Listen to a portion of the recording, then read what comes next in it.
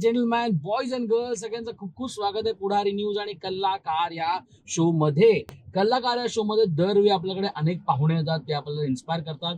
आणि जेव्हापासून कल्लाकार शो करण्याचं मी ठरवलंय तेव्हापासून one actress was on the list आणि आज त्यांनी आम्हाला वेळ दिलाय. खूप खूप स्वागत आहे Smita. Welcome on the show, welcome on Kallakar show. सगळ्यात Thank पहिल्यांदा आज कल्ला आणि कार या हा. शोचं नाव आहे. ओके, हा, सो सगळ्यात पहिल्या गप्पा आपल्या कारच्या असतील. मी नक्की. यासाठी सांगतोय की इट वॉज नॉट बिकॉज तुम्हाला गाडी आवडते किंवा तुम्ही गाड्यांचे खूप चांगली गाडी चालवता. It is because you are also a stunt woman, right? त्यामुळे I always wanted you on this show. Okay. कारण तुमची आणि गाडीची किंवा तुमची आणि बाईकची जी आवड आहे हा. ती वेगळी आहे, राईट? तर True, सगळ्यात true, true. अगोदर माय क्वेश्चन इज, हम्म. आयुष्यात ही ड्रायव्हिंग कधी आली? कधी गाडी शिकलात? गाडीची हम्म. आवड होती का? वगैरे वगैरे वगैरे, काय सांगा? हो, नक्कीच गाडीची आवड खरंच होती. सगळ्यात प्रथम तर thank you so much for Yeah. Having me on the show. Shreyas आपलं खूप दिवसांपासून चालू होतं हे एक्झॅक्टली. आणि नेमका आता मुहूर्त लागलाय तो. मला त्याचा जास्त आनंद आहे. आणि yes, going back to question, मी लहानपणी कसं आहे, आमच्या घरात आहे ना सगळी मुलं होती आणि मी एकुलती मुलगी होती. राईट. तर ते सगळे बाईक्स, कार्स, यांना म्हणजे बाईक्स वगैरे चालवायचे आणि मोठे सगळे ना माझ्यावर, तर त्यांना ऍक्सेस लवकर मिळाला. व्हेरी तर ट्रू. मी लपून छपून कधी त्यांचे बाईक्स चालव, कधी गाडीत Wow. त्यांच्याबरोबर बस, कधीतरी स्टेअरिंग पकड, ऍटलीस्ट एक फील येणं की साईडला बसून सुद्धा हो हो हो मी चालवते टाईप्स. लहान होते तेव्हा. राईट. पण आय थिंक मी ऍक्च्युली शिकले कदाचित 9वीत का 10वीत असताना. पण वडील माझे खूप स्ट्रिक्ट होते. राईट. नियमांचं त्यांना खूप होतं की नाही पालन करणं, म्हणजे त्यांना ते खूपच हे होतं की नाही तू आता 18 वर्षाची झालीस नंतर तुला गाडी मिळणार वगैरे. So true. हा, मग आय थिंक एकदा तरी मी कुठून तरी येत होतो आम्ही आणि मी म्हटलं ते पर्वतीचा असा तो उतार होता. म्हटलं प्लीज इथून इथपर्यंत चालू का? मी का माझा हट्ट काय सोडत नव्हते. मग शेवटी ते म्हणाले ठीक आहे. मग तेवढं चालवले. त्याच्यानंतर मग 16 वर्ष होईपर्यंत वाट पाहिली. 16 वर्षाची झाल्यानंतर लर्नर्स लायसन्स घेतलं. मी म्हटलं लायसन्स मिळालंय आणि आमच्याकडे तेव्हा होती मारुती 800. राईट. नंतर नंतर मी चालवू लागले. मग मी म्हटलं बघा बघा मला येते, तुम्ही टेस्ट तर करा बघा. मग ते म्हणाले हा चालवतेस तू बरी, म्हणजे ठीक आहे. तर एक म्हण होती, राईट. जर तुम्ही लक्ष्मी रोडच्या एका टोकापासून दुसऱ्या टोकापर्यंत कुणाला न आढळता व्यवस्थित जर गाडी चालवली तर म्हणजे तुम्हाला ड्रायव्हिंग तुम्ही कुठेही जगात कुठेही चालू शकता. वा वा, क्या बात. हे पुणेरी एक म्हण होतं. स्मिता, आपण नेहमी असं म्हणतो की हम्म. गाडीमध्ये ना, हम्म. बिंग ऍक्टर्स तुम्ही कुठे कुठे प्रवास करता ना. हो. मग तुम्ही इथं जाता तिथं जाता गाडीने जाता. बरं, आपले टाइम पण असा आहे की विचित्र आहे. कधी 2ला संपणार, कधी 12ला संपेल. तर नक्की. गाडीत अर्धा आयुष्य आपलं असतं. येस. तर मी जर विचारलं की कुठली गाडी तुमच्या आयुष्यातली ज्या गाडीने स्मिताच्या आयुष्यातलं सगळं पाहिलंय, मग ते प्रॉफिट्स असेल, तो आनंद असेल, तो दुःख असेल, ते फक्त गप्पा असेल किंवा शांत बसणं असेल, त्या गाडीत तुम्ही खूप केलं, ती गाडी कोणती तुमच्या आयुष्यातली? ऍक्च्युली कसं माहिती, ती गाडी म्हणजे प्रत्येक आयुष्याच्या प्रत्येक वळणावरती माझ्याकडे एक जरा वेगळी गाडी होती. तर स्टार्टेड विथ ऑल्टो, नंतर आम्ही झेन घेतली होती. मग झेन होती काही काळ, पण ती ऑफकोर्स फॅमिली कार, म्हणजे नॉट माइंड. अमेरिकेतून आल्यानंतर मी तर थोडेच महिने राहणार होते आणि परत जाणार होते. तर असं कधी गाडी घ्यायची अशी कधी इच्छा नव्हती. फॅमिली कार आहे तीच वापरायची. मुंबईत आले तेव्हा सुद्धा होतं की थोडे महिने थांबणार आणि मग मी अमेरिकेत जाणार. तेव्हा आमच्याकडे ना एक सेकंड हँड एक पिजो घेतली होती. माननीय लताताईंची पिजो होती ती सेकंड हँड. ते आमच्या मंगेशकर तिकडेच आहे, आमच्या कॉलनीमध्येच राहायचे तेव्हा पुण्यात, की थोडेच महिने राहून जायचं होतं. म्हणून मी जेव्हा मुंबईत आले होते तेव्हा सगळं लोकल प्रवास, बस प्रवास आणि हे सगळं करत असताना मी खूप सेल्फ पिटीमध्ये पण गेली आहे की अरे असं काय, म्हणजे मी स्ट्रगल केला तो. म्हणजे काळ जो होता ना तेव्हा कुठली गाडी नव्हती माझ्याकडे, पण खूप ऊन असायचं. मग ते कपडे घेऊन जायचे, मग ते ऑडिशन्स द्यायचे आणि मग तिकडे चेंज करायचं, मग परत ऑडिशन द्यायचं आणि हे सगळं व्हायचं. तर आणि आता पब्लिक ट्रान्सपोर्टने जायचं नॉर्मल असं हा, म्हणजे तेव्हा म्हणजे नवीन तेव्हा होते तेव्हा हे हा सगळा प्रकार वडिलांनाही जाणवलं. त्यांनी तिची पिजो होती ती पाठवून दिली. ते म्हणते ते हे वापर. थोड्या दिवसांनी त्याचं एसी काम करेना. म्हटलं बाप रे, आता काय करायचं. आणि तरी माझं नक्की नव्हतं ना की मला इकडे थांबायचंय. वडिलांनी एक ऑल्टो घेऊन दिली मला. ते म्हणाले तू हे मुंबईत वापर. त्याच्यानंतर आय थिंक मी जेव्हा ठरवलं की नाही आता आपल्याला थांबायचंच आहे, तर आता family how can be burden ना, त्यांची गाडी त्यांना लागते. तर मग मी आय थिंक पहिली गाडी तरी मी सेकंड हँडच करोला घेतली होती तेव्हा, हा विचार करून की कदाचित मला जावं लागेल.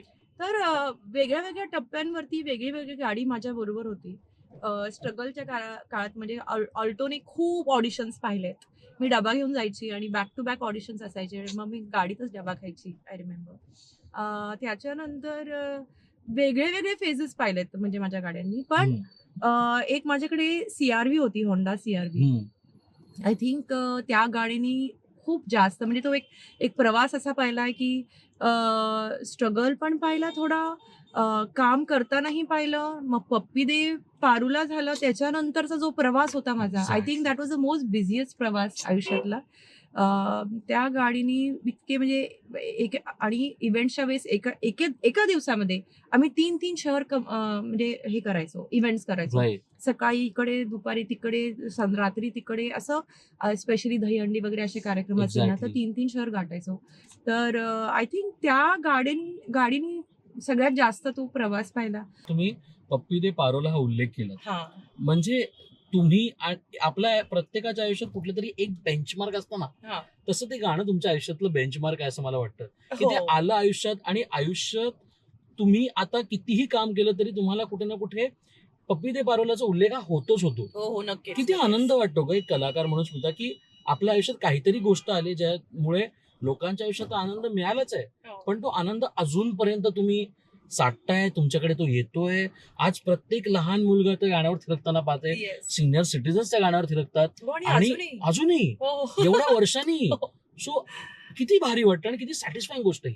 खूप छान वाटतं आणि खूप भारी वाटतं. आणि खरंच नशीब म्हणजे कदाचित मी नशीबवान आहे की ते गाणं माझ्याकडे आलं. पण जेव्हा ते गाणं आलं होतं तेव्हा मला तेवढं म्हणजे एवढं चालेल असं अशी कल्पना नव्हती. राईट. इनफॅक्ट मी त्या टाईपचं गाणं कधी केलंच नव्हतं.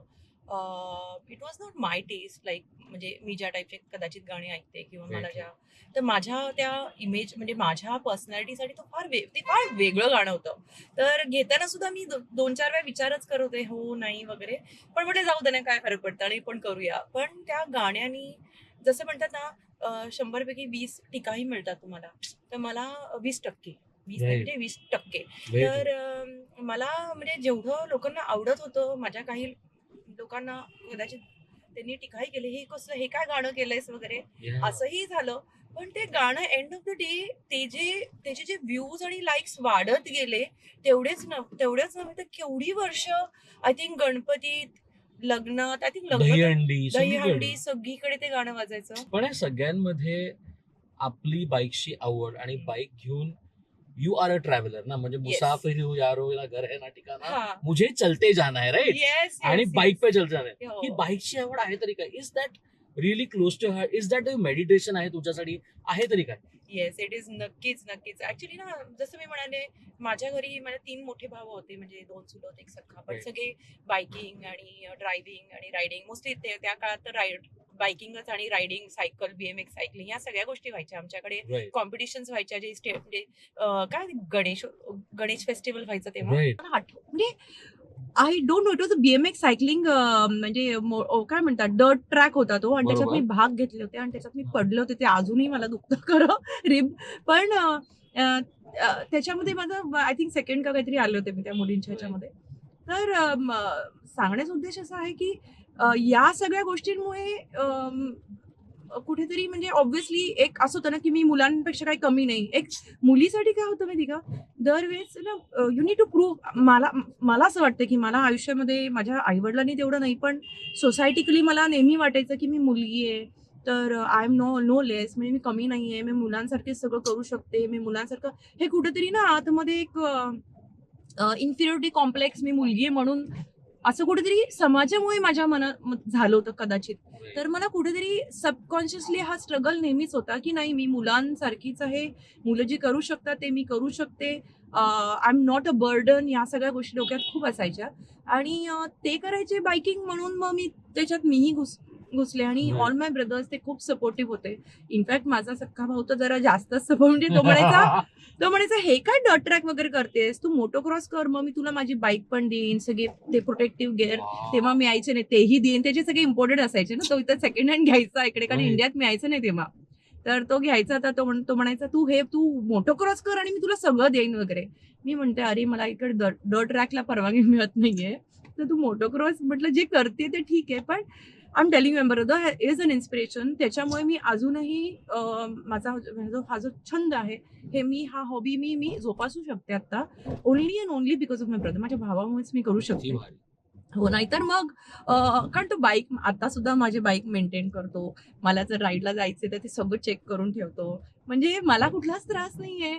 ज्यांच्याकडे बाईक्स असतात ते खूप वेळ त्यांना बाईकवर बरंच काम करावं लागतं. त्यांना बरंच काय काय करावं लागतं. सतत करावं लागतं. हां, पण माझं असं काही नाही. I am a little pampered म्हटलं ना. आणि त्याला एवढंच असतं की आमचं दोघांचं आहे ना, एकत्र जे आमचा जो मी Bond आहे. टाईम बॉन्ड आणि जो मी टाइम आमचा जो मी टाइम असतो ना आमचा, तो बाईक रायडिंगच्या वेळेस असतो. म्हणजे Wow. त्याच्यासाठी आम्ही हिमालयात जाऊ किंवा रेसिंगसाठी जाऊ, तिकडे दॅट इज आवर टाइम. आयुष्यात अनेक सिनेमे आले ना, पण तुम्हाला कुठला तुमच्या आयुष्यातला ब्रेक थ्रू सिनेमा वाटतो ज्याच्यानी तुम्हाला रस्त्यावर कोणीतरी ओळखलं असेल, त्या सिनेमामुळे कुठे ना कुठे तुम्हाला प्रचंड मजा आली, प्रचंड शिकायला मिळालं, असं कोणता सिनेमा आहे? Cinema unfortunately cinema, let me see. मला खरं ना सगळ्यात पहिल्यांदी जी रिकग्निशन मिळाली ना अशी, म्हणजे मी मराठी सिनेमा करत होते, पण Right. पहिली रिकग्निशन म्हणजे मी रस्त्यावर चालली आणि रस्त्यावरनं मुलं हाक स्मिता वगैरे, हे जे पाहिलं ना मी सगळ्यात अगोदर स्टंट मेनियामध्ये बघितलं होतं. कारण Exactly. ते 5 दिवसातून 5 वेळा ते रिपीट टेलिकास्ट असायचे आणि तेव्हा ती युथ वॉज वॉचिंग Exactly. मोठ्या प्रमाणात. आणि तेव्हा मी ते फ्लेवर पाहिलं की बाबा हे असं असतं का, म्हणजे म्हणजे अननोन लोक असे रस्त्याच्या पलीकडनं वगैरे असे. आणि मी बाईक चालवायची मुंबईत तेव्हा. Right, right, माझ्याकडे ती पल्सर मिळाली होती ना मला हम्म. त्या शो मध्ये. तर मग मी ती ठेवली तिकडे आणि मी जवळपास जायचं म्हटलं की त्या बाईकवर जायची. तर Right. जास्त लवकर लोकांना मी ओळखायला यायची कदाचित. तर that was the first time. पण चित्रपटामध्ये पाहिलं ना तर आय थिंक बलोच नंतर एक छान रेकग्निशन मिळालं. कारण एक वेगळ्या पद्धतीची फिल्म होती ती आणि अनफॉर्च्युनेटली खूप चालली नाही, पण तरी लोकांनी जे काही लोकांनी पाहिलं, मला असं वाटतं त्याच्यानी एक कलाकार म्हणून कुठेतरी मलाही एक थोडं समाधान मिळालं की बाबा मला एक वेगळ्या पद्धतीची फिल्म मिळाली आहे. आणि असं काम आपण करू शकतो. Right. ऑफकोर्स करू शकतो. बा प्रॉब्लेम असं आहे की मला लोक त्या ह्याच्यामध्ये बघतच नाहीत. I don't know Y. पण Right. मला जास्त करून ग्लॅमरस रोल्स किंवा नेगेटिव्ह रोल्स, नेगेटिव्ह करायला आवडतं. I don't Right. Mind it. आणि इनफॅक्ट खूप करायला असतं त्याच्यात. पण ती फिल्म जी होती ती इट वॉज नाईस. मला आय थिंक त्याच्यामुळे थोडंसं डेफिनेटली एक थोडं वेगळं रेकग्निशन मिळालं असं म्हणता येईल. पण अदर दॅन दॅट माझे ना 2-3 फिल्म्स ना इलेक्ट्रॉनिकली खूप हिट झाले होते. Right. म्हणजे थिएटरमध्ये नव्हते चालले, Right. पण पण टेलिव्हिजनवर आल्यानंतर. टेलिव्हिजनमध्ये दे वर कन्सिडर्ड हिट. Right. ते म्हणजे एक तर मुंबईचा डबेवाला हा. आणि दुसरं एक होतं Vijay Dinanath Chavan. Exactly. It way I mean खरं सांगू तर मी ते फक्त प्रीमियरला एकदाच ती फिल्म पाहिली असेल. मी नंतर ती फिल्मच पाहिली नाही. Right. पण टीव्हीवरती इतकी हिट होती. आय थिंक त्याचाही खूप मला नक्कीच फरक पडला. पण आय थिंक त्याच्यानंतर तो बिग बॉसच आहे. फिल्म तर आहे डाऊट की एवढं पण तुम्हाला असं आता तुम्ही तो उल्लेख केला म्हणून हा प्रश्न विचारतो. वेन तुम्हाला असं वाटतंय की बहुत काम बाकी आहे ज्याला आपण म्हणतो ना, म्हणजे तुमच्या आताचं बोलण्यामध्ये मला कुठे ना कुठे वाटतं की तुम्ही ना नेहमी काहीतरी नवीन शोधत असता. त्या शोधामध्ये कुठे ना कुठे सिनेमामध्ये तो शोध अजून सापडला नाही असं तुम्हाला वाटतं का? नक्कीच मला हे नक्कीच वाटतं की मला आमचे जे डिरेक्टर होते बलोचचे प्रकाश Right. पवार, त्यांनी ते मला त्या काळामध्ये तेव्हा त्यांनी म्हणजे जे धाडस घेतलं ते म्हणाले नाही स्मिता तू हे रोल करणार. आणि तेव्हा खूप ती धाडसी, खरं तर आमचं खूप बरंच काही शूट करायचं होतं. म्हणजे ती जी रत्ना कॅरेक्टर खूप धाडसी म्हणजे दाखवलंय की ती खूप म्हणजे पोहायला मुलींना घेऊन जाते आणि ती लाठ्या तलवारी सगळं करते. म्हणजे ऑफकोर्स तेवढं शूट करता आलं नाही, ते सगळं टाकता आलं नाही, कारण मुद्दा सोडून आपण जास्त भरकटायचं नाही असं जाणवलं मला. आणि तर त्यांनी ते धाडस खरंच केलं आणि it work. I think I hope it work for असं मी म्हणते. I hope it work for you. तर तसं तसे ना युजली फार कमी डिरेक्टर्स असतात जे who want to take that chance किंवा हू वॉन्ट टू गो. अजून एक मला रिसेंटली एक डिरेक्टर मला ते खरंच आवडलं. त्यांचे जे एक्सपेरिमेंट त्यांनी समित कक्कड, त्यांनी एक रानटी फिल्म आता मी गेलो होतो त्या प्रीमियरला आणि त्यांना त्याच्यात मी असं पाहिलं की बाकी जेवढे कलाकार आहेत ना सगळ्यांच्या ऑपोजिट त्यांनी काम काढलंय. म्हणजे जो इमेज आहे काम सगळंच करतात सगळे, पण त्यांचा जो इमेज एक झालेला, तर माझा एक कदाचित एक एखादा टाईपचा इमेज झाला असावा Right. ऑब्व्हियसली. बरं, या इमेज या टाईपच्या लुकमध्ये कोण आहे, ओके, मग अच्छा तिला कास्ट करा. या लुकमध्ये कोण आहे, तसं नसलं पाहिजे actually. हा, काहीतरी I वेगळं know, challenging I know. Artist साठी पण असलं पाहिजे. एक्झॅक्टली. तर तसं होतं कदाचित, आणि म्हणून मला असं खूप वाटतं की आणि ना I think I don't market myself well. हे मला महेश सर पण म्हणायचे बिग बॉस मध्ये, Right. की तू स्वतः मार्केटिंग मध्ये कमी पडते. ते आहे मला माझ्याबद्दलच, किंवा आय थिंक त्याच्यामुळे कुठेतरी माझ्या करिअरमध्ये कदाचित थोडंसं हॅम्पर झालं असेल ते. Right. पण ठीक आहे, आय एम ओके. व्हॉट माझ्याकडे जे काही काम येतं ते आहे, ठीक आहे. सो आय एम आणि okay. Happy like that. I am very happy. कारण ना मला ना करायला खूप काय काय असतं, म्हणजे मला करायचं असतं. या तर मला वेळ, मी काही नाही तर मी भटकंती आहे कुठेतरी. My soul is like vagabond soul also. Right. तर मी शूटिंग किंवा प्री प्रोडक्शन काही असेल, पोस्ट प्रोडक्शनचं काम असेल, काही असेल, मीटिंग्स असेल, हे बाकीचा वेळ मिळाला ना, मला 4-5 दिवस जरी मिळालं तर मी कुठेतरी भटकायला जाते. तर म्हणजे but I am telling you, international travel करणं किती गरजेचं आहे, आणि it is so very important. कारण एक वेगळा एक्सपोजर मिळतो, आणि मी खूप काय म्हणतात लो प्रोफाईल ट्रॅव्हल करते. म्हणजे कंपल्सरी तिकडचे काय local transport, no 5 star hotels, आणि एकदम तिकडची लाईफ, किंवा तिकडे जर ग्रोसरी जाऊन शॉपिंग करणार असेल Right. तर तिकडे तशी लाईफ जगण्याचा प्रयत्न करते, की त्यांची लाईफ कशी असेल, किंवा काय ते अनुभवतात, हे मला खरंच खूप उत्सुकता असते, आणि मला ते जाणून घेण्याची, म्हणजे आय रिअली लाईक इट. तेच ना, ट्रॅव्हलिंग तुमच्या सगळ्या दुःखांचं किंवा न असलेल्या कदाचित मध्ये मध्ये काम नाहीये, त्यासाठी ट्रॅव्हलिंग ही उत्तर आहे का? नाही, डेफिनेटली नाही. ट्रॅव्हलिंग इट फॉर माझ्या त्या सोलसाठी खूप महत्वाचं आहे. राईट.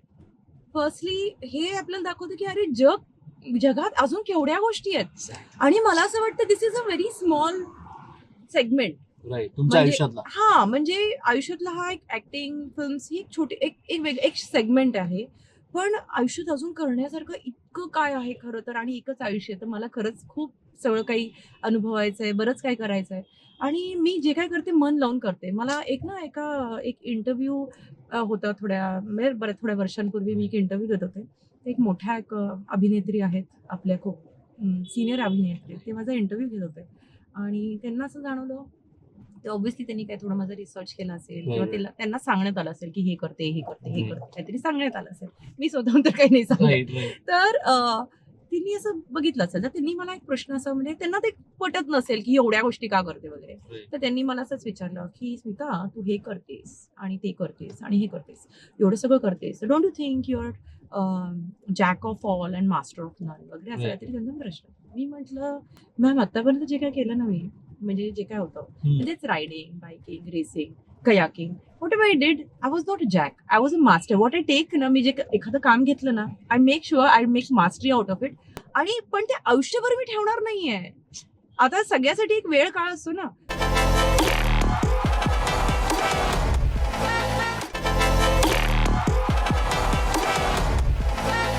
सो आपण नेहमी असं म्हणतो की कलाकार म्हटला कोणाला तरी इन्स्पायर करतो, कोणाकडून आपण इन्स्पायर होत असतो. जर तुम्हाला एक संधी मिळाली की तुम्हाला या सीटवर कोणाला तरी बसवायचंय आणि निखळ गप्पा मारायचे, त्या व्यक्तीला तुम्ही भेटले असाल नसाल, त्यांच्यासोबत काम केलं असो नसो, ते कला क्षेत्रात असं वाचले असं पण काही नाही, पण त्यांच्यासोबत तुम्हाला फक्त निखळ गप्पा मारून लॉंग ड्राईव्हर जायचंय, ते कोण आहेत आणि का?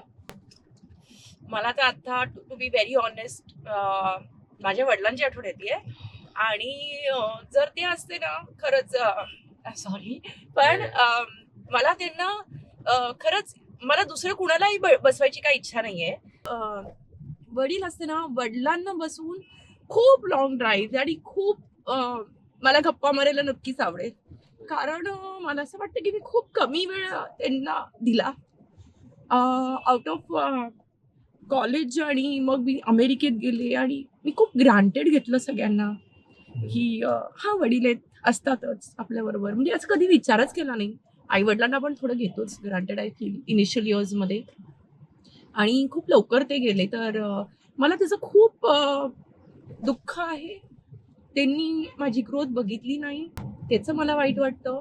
Of course he was very proud of me. जेव्हा मी प्रोफेशनली खूप चांगलं करत होते आणि दरवेळेस मी प्रत्येका कॉन्ट्रॅक्टमधनं परत यायची तर मी एक प्रमोशन झालेलं असायचं. तिकडेही I was the best employee of the month, I was best wine seller keeper of the म्हणजे ऑफ द सीझन. असं मला असे खूप अवॉर्ड्स मिळाले आणि प्रत्येक वेळेस मला प्रमोशन मिळायचं. तर त्यांना माझा खूप अभिमान होता. कदाचित ते प्रमोशन मिळायचं आणि मीही आनंदात होते म्हणून त्यांनी मला ते जॉब करूही दिलं, म्हणजे एवढे कॉन्ट्रॅक्ट करू दिलं. तर कुठेतरी त्यांच्याबरोबर गप्पा मारणं राहून गेलं. तर आणि मला आता त्याचा इतका पस्तावा होतो. आम्ही हॉटेल कधीतरी ते म्हणायचे फॅमिली घेऊन चला आपण जेवायला वगैरे जाऊ, आणि तेव्हाही मी खूप हट्ट करायचं, नाही हो मला माझ्या फ्रेंड्स बरोबर जायचं आहे. आणि मी असं टाळमटाळ करायची किंवा असं केलंय म्हणजे मी की नाही तुम्ही जा, नाही मला माझ्या फ्रेंड्सकडे जायचंय, मग हे करायचं. तर त्याचं मला इतकं दुःख होतं. तर आज जर मला कुणाला बसवायचं असेल तर नक्कीच माझ्या वडिलांना बसवून लॉंग ड्राईव्हला जायचंय आणि खूप गप्पा करायचं. सॉरी यार, मला खरंच असं वाटतं की वेन बाबा जे बघत असतील ना तुम्हाला, ते he must be a very proud man today.